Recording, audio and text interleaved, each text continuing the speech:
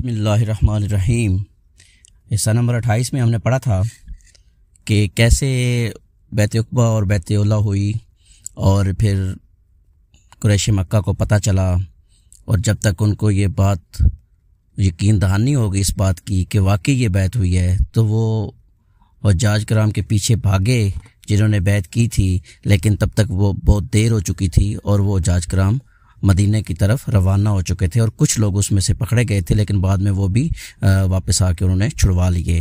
اور اس کے بعد جب انہوں نے دیکھا کہ یہ مکہ والے جتنے بھی اسلام لے کے آئے ہیں وہ سب کے سب جو ہے یہاں سے چلے گئے ہیں مکہ کو چھوڑ کر، اور صرف یہاں پہ محمد صلی اللہ علیہ وسلم، ابوبکر صدیق رضی اللہ تعالیٰ عنہ اور علی رضی اللہ تعالیٰ عنہ باقی ہیں، اور کچھ مشرکین ایسے تھے جنہوں نے کچھ مسلمانوں کو قید کر کے رکھا ہوا تھا، بس چند لوگ بچ گئے تھے، باقی سب کے سب ہجرت کر کے مدینہ تقریباً پہنچ چکے تھے۔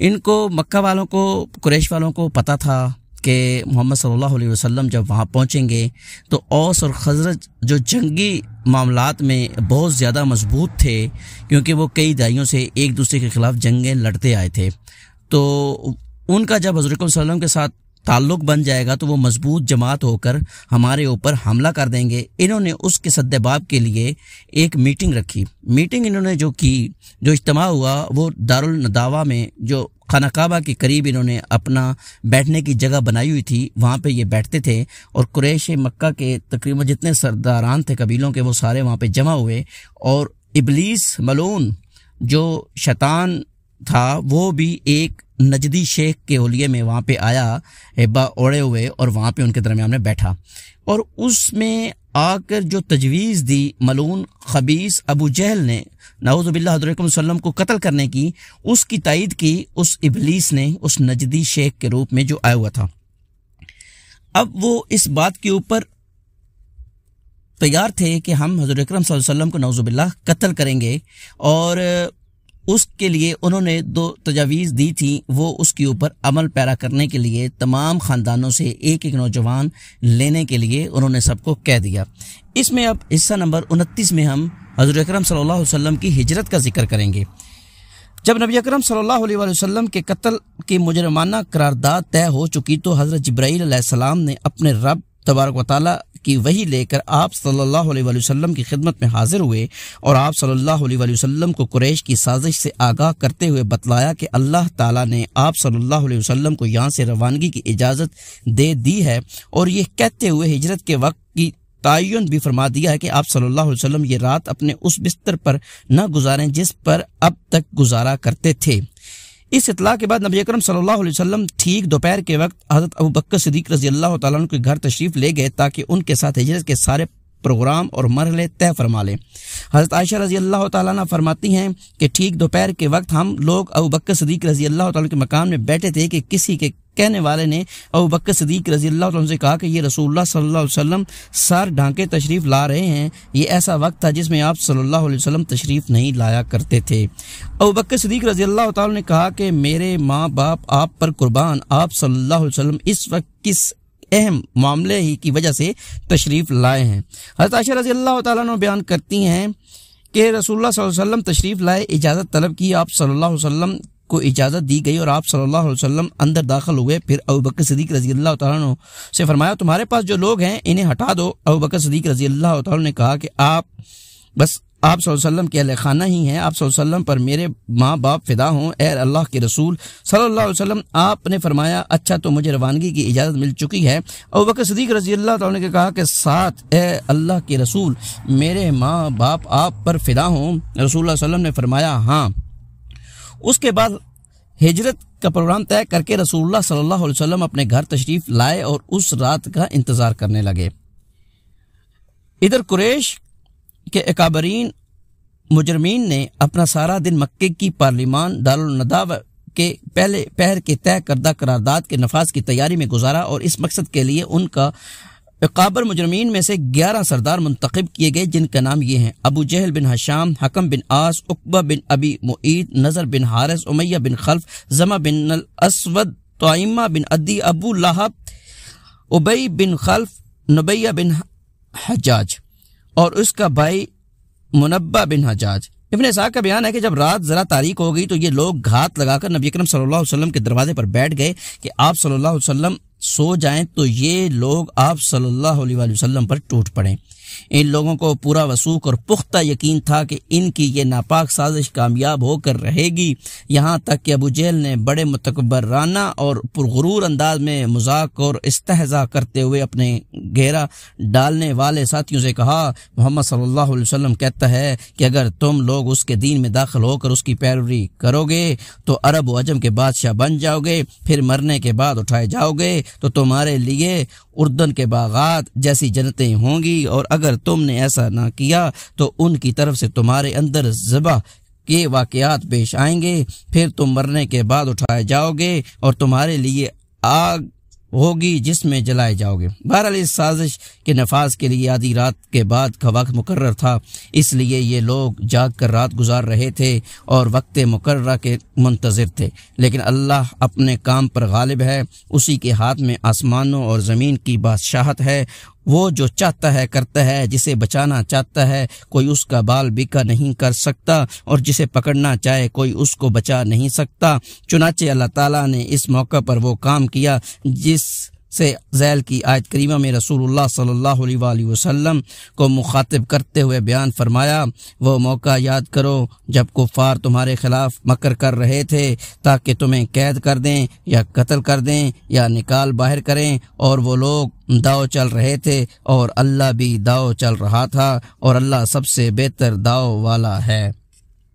بہرحال قریش اپنے پلان کے نفاذ کی انتہائی تیاری کے باوجود فاش ناکامی سے دوچار ہوئے، چنانچہ اس نازک ترین لمحے میں رسول اللہ صلی اللہ علیہ وآلہ وسلم نے حضرت علی رضی اللہ تعالیٰ عنہ سے فرمایا، تم میرے بستر پر لیٹ جاؤ اور میری یہ سبز حضرمی چادر اوڑھ کر سوئے رہو، تمہیں ان کے ہاتھوں کوئی گزن نہیں پہنچے گا۔ رسول اللہ صلی اللہ علیہ وسلم یہی چادر اوڑھ کر سویا کرتے تھے۔ اس کے بعد رسول اللہ صلی اللہ علیہ وسلم باہر تشریف لے آئے، مشرکین کے صفیں چیریں اور ایک مٹھی سنگریزوں والی مٹی لے کر ان کے سروں پر ڈالی، لیکن اللہ نے ان کی نگاہیں پکڑ لیں اور آپ صلی اللہ علیہ وسلم کو دیکھ نہ سکے۔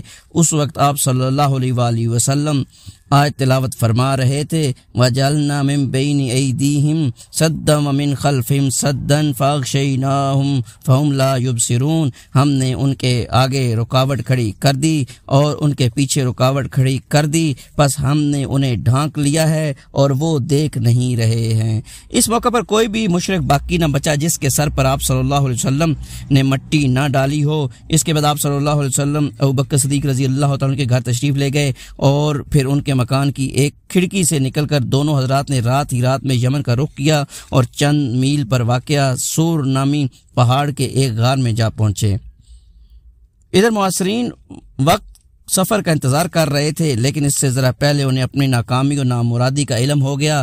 ہوا یہ کہ ان کے پاس ایک غیر متعلق شخص آیا اور انہیں آپ صلی اللہ علیہ وسلم کے دروازے پر دیکھ کر پوچھا کہ آپ صلی اللہ علیہ وسلم کے دروازے پر آپ لوگ کس چیز کا انتظار کر رہے ہیں؟ انہوں نے کہا کہ محمد صلی اللہ علیہ وآلہ وسلم کا۔ اس نے کہا، آپ لوگ ناکام و مراد ہوئے، خدا کی قسم محمد صلی اللہ علیہ وآلہ وسلم تو آپ لوگوں کے پاس سے گزرے اور آپ کے سروں پر مٹی ڈالتے ہوئے اپنے کام کو گئے۔ انہوں نے کہا، بخدا ہم نے تو انہیں نہیں دیکھا، اور اس کے بعد اپنے سروں سے مٹی جھاڑتے ہوئے اٹھ پڑے، لیکن پھر دروازے کی دراز سے جھانک کر دیکھا تو حضرت علی رضی اللہ تعالیٰ عنہ نظر آئے۔ کہنے لگے، خدا کی قسم یہ تو محمد صلی اللہ علیہ وسلم سوئے پڑے ہیں، ان کے اوپر ان کی چادر موجود ہے۔ چنانچہ یہ لوگ صبح تک وہیں ڈٹے رہے۔ ادھر صبح ہوئی اور حضرت علی رضی اللہ تعالیٰ عنہ بستر سے اٹھے تو مشرکین کے ہاتھوں کے طوطے اڑ گئے۔ انہوں نے حضرت علی رضی اللہ تعالیٰ سے پوچھا کہ رسول اللہ صلی اللہ علیہ وسلم کہاں ہیں؟ حضرت علی رضی اللہ تعالیٰ نے کہا، مجھے معلوم نہیں۔ رسول اللہ صلی اللہ علیہ وآلہ وسلم 27 صفر سنہ 14 نبوت مطابق 12-13 دسمبر 622 کی درمیانی رات اپنے مکان سے نکل کر جان و مال کے سلسلے میں اپنے سب سے قابل اعتماد ساتھی ابوبکر صدیق رضی اللہ تعالیٰ کے گھر تشریف لائے تھے، اور وہاں سے پچھواڑے کی ایک کھڑکی سے نکل کر دونوں حضرات نے باہر کی راہ لی تھی تاکہ مکہ سے جلد از جلد یعنی طلوع فجر سے پہلے باہر نکل جائیں۔ چونکہ نبی اکرم صلی اللہ علیہ وسلم کو معلوم تھا کہ قریش پوری جان فشانی سے آپ صلی اللہ علیہ وآلہ وسلم کی تلاش میں لگ جائیں گے، اور جس راستے پر اول وہلہ میں نظر اٹھے گی وہ مدینہ کا کوئی کاروانی راستہ ہوگا جو شمال کے رخ پر جاتا ہے۔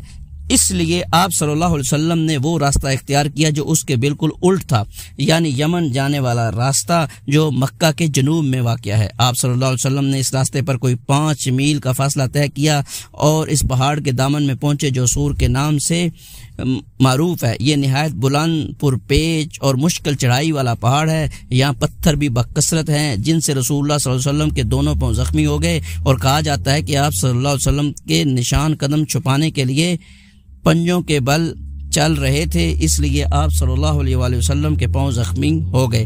بہرحال وجہ جو بھی رہی ہو، حضرت ابو بکر صدیق رضی اللہ تعالیٰ نے پہاڑ کے دامن میں پہنچ کر آپ صلی اللہ علیہ وسلم کو اٹھا لیا اور دوڑتے ہوئے پہاڑ کی چوٹی پر ایک غار کے پاس جا پہنچے جو تاریخ میں غار سور کے نام سے معروف ہے۔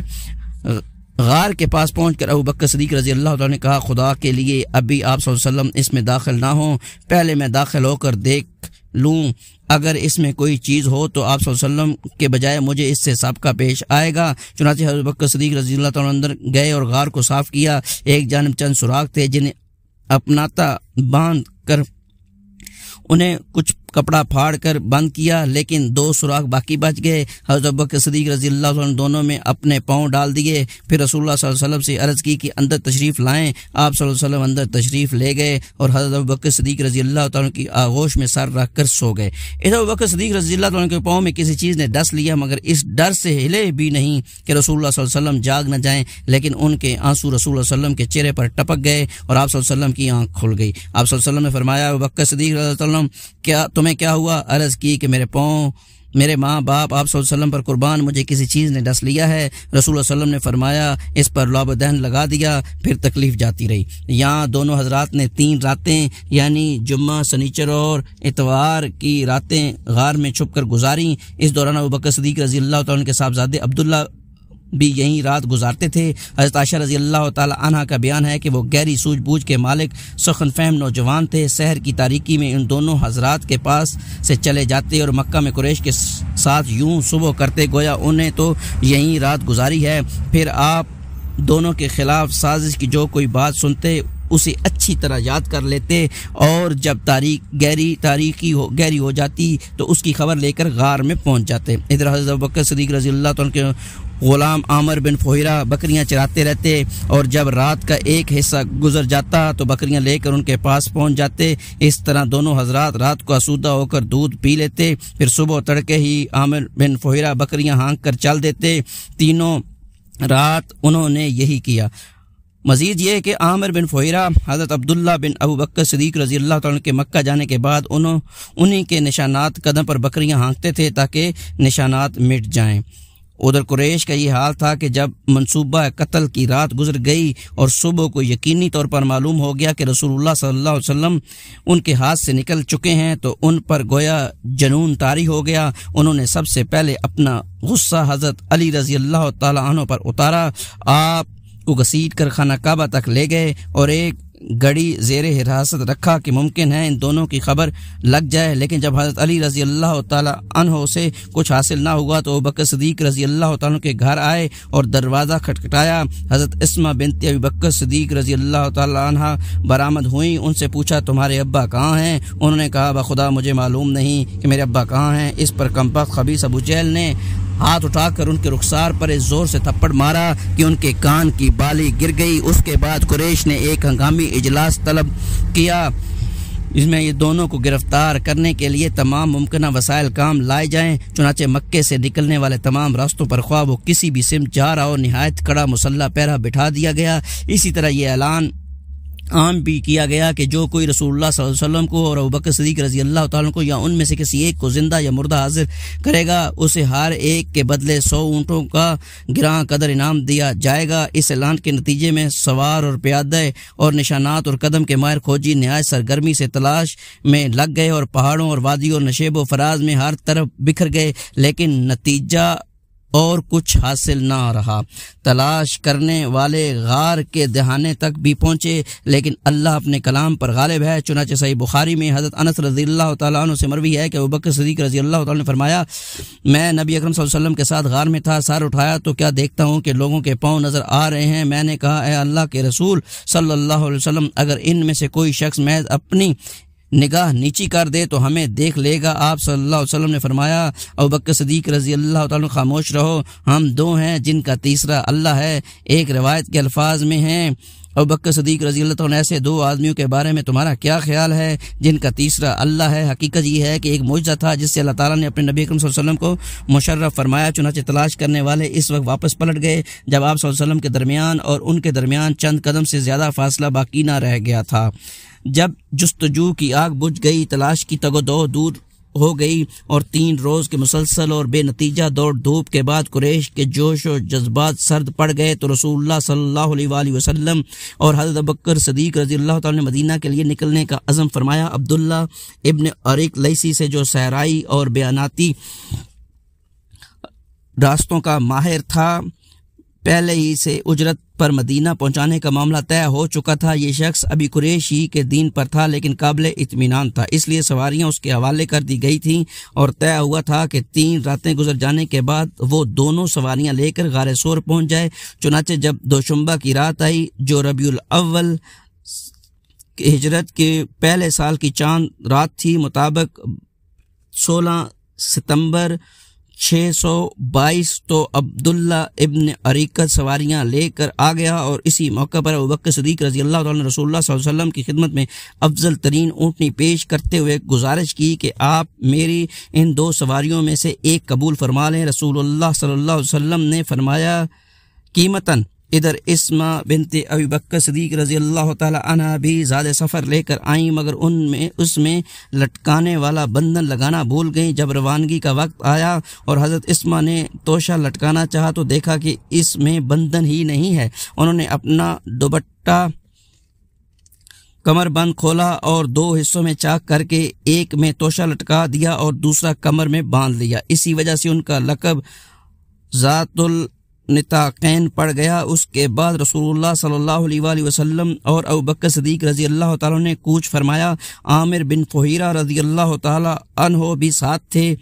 دلیل راہ عبداللہ بن عریقت نے ساحل کا راستہ اختیار کیا۔ غار سے روانہ ہو کر اس نے سب سے پہلے یمن کے رخ پر چلایا اور جنوب کی سمت خوب دور تک لے گیا، پھر پچھم کی طرف مڑا اور ساحل سمندر کا رخ کیا، پھر ایک ایسے راستے پر پہنچ کر جس سے عام لوگ واقف نہ تھے شمال کی طرف مڑ گیا۔ یہ راستہ ساحل بحر احمر کے قریب ہی تھا اور اس پر شاذ و نادر ہی کوئی چلتا تھا۔ رسول اللہ صلی اللہ علیہ وسلم اس راستے میں جن مقامات سے گزرے، ابن اسحاق نے ان کا تذکرہ کیا ہے۔ وہ کہتے ہیں کہ جب رہنما آپ دونوں کو ساتھ لے کر نکلا تو زیرین مکہ سے لے چلا، پھر ساحل کے ساتھ ساتھ چلتا ہوا زیرین اسفان سے راستہ کاٹا، پھر زیرین امج سے گزرتا ہوا آگے بڑھا اور قدیر پار کرنے کے بعد پھر راستہ کاٹا اور وہیں سے آگے بڑھتا ہوا خرار سے گزرا، پھر تسنیتۃ المرہ سے، پھر لقف سے، پھر بیابان لقف سے گزرا، پھر حجاج کے بیابان میں پہنچا اور وہاں سے ہو کر مجاح کے موڑ سے گزرا، پھر ذوالعدین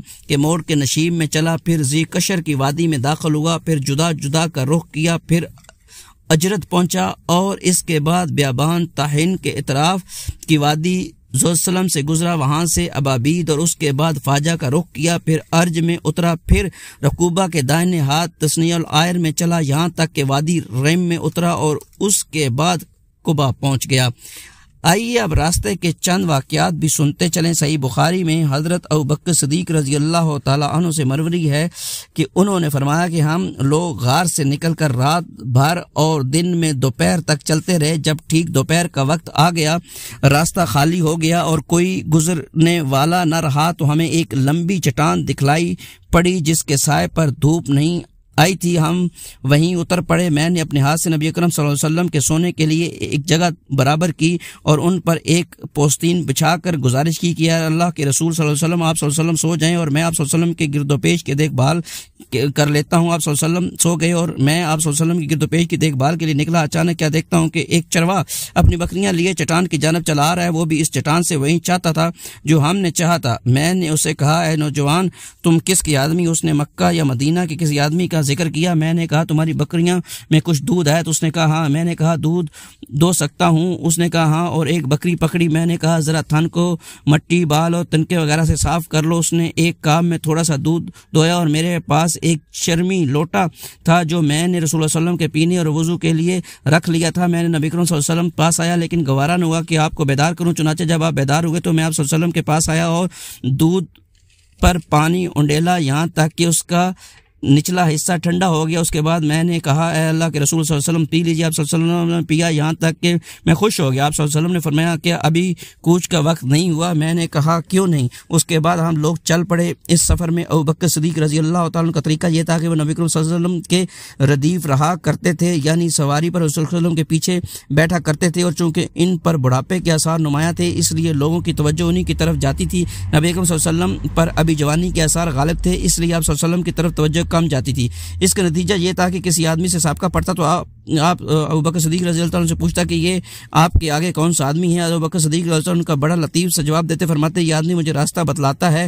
اس سے سمجھنے والا سمجھتا کہ وہ یہی راستہ مراد لے رہا ہے، حالانکہ وہ خیر کا راستہ مراد لیتے تھے۔ اسی سفر میں آپ صلی اللہ علیہ وسلم کا گزر محبت خزائیہ کے خیمے سے ہوا۔ یہ ایک نمایاں اور توانا خاتون تھی، ہاتھ میں گھٹنے ڈالے خیمہ کے صحن میں بیٹھی رہتی اور آنے جانے والے کو کھلاتی پلاتی رہتی۔ آپ نے ان سے پوچھا کہ آپ میں کچھ ہے؟ بولی خدا ہمارے پاس کچھ ہوتا تو آپ صلی اللہ علیہ وسلم لوگوں کی میزبانی میں تنگی نہ ہوتی، بکریاں بھی دور دراز ہیں۔ یہ قحط کا زمانہ تھا۔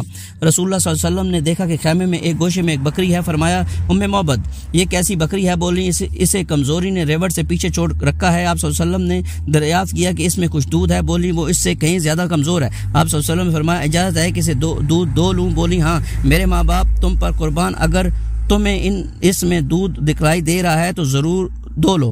اس گفتگو کے بعد رسول اللہ صلی اللہ علیہ وسلم نے اس بکری کے تھن پر ہاتھ پھیرا، اللہ کا نام لیا اور دعا کی۔ بکری نے پاؤں پھیلا دیے، تھن میں بھرپور دودھ اترا آیا۔ آپ صلی اللہ علیہ وسلم نے محبت کا ایک بڑا سا برتن لیا جو ایک جماعت کو آسودہ کر سکتا تھا۔ اس میں اتنا دودھ دوہا کے جھاگ اوپر آ گیا۔ پھر محبت کو پلایا، وہ بھی شکم سیر ہو گئی، تو اپنے ساتھیوں کو پلایا، وہ بھی شکم سیر ہو گئے، تو خود پیا۔ پھر اسی برتن میں دوبارہ اتنا دودھ دو کر برتن بھر گیا اور اسے محبت کے پاس چھوڑ کر آگے چل پڑے۔ تھوڑی دیر گزری تھی کہ ان کے شوہر ابو محبت اپنی کمزور بکریوں کا جو دبلے پن کی وجہ سے مریل چال چل رہی تھی ہانکتے ہوئے آپ پہنچے۔ دودھ دیکھا تو حیرت میں پڑ گئے، پوچھا یہ تمہارے پاس کہاں سے آیا؟ جبکہ بکریاں دودھ دراز تھی اور گھر میں دودھ دینے والی بکری نہ تھی۔ بولی بخدا کوئی بات نہیں سوائے اس کے کہ ہمارے پاس سے ایک بابرکت آدمی گزرا جس کی ایسی اور ایسی بات تھی اور یہ حال تھا۔ میں بودت نے کہا یہ تو وہی صاحب قریش معلوم ہوتا ہے جسے قریش تلاش کر رہے ہیں، اچھا ذرا اس کی کیفیت تو بیان کرو۔ میں محبت نے نہایت دلکش انداز سے آپ صلی اللہ علیہ وسلم کے اوصاف و کمالات کا ایسا نقشہ کھینچا کہ گویا سننے والا آپ صلی اللہ علیہ وسلم کو اپنے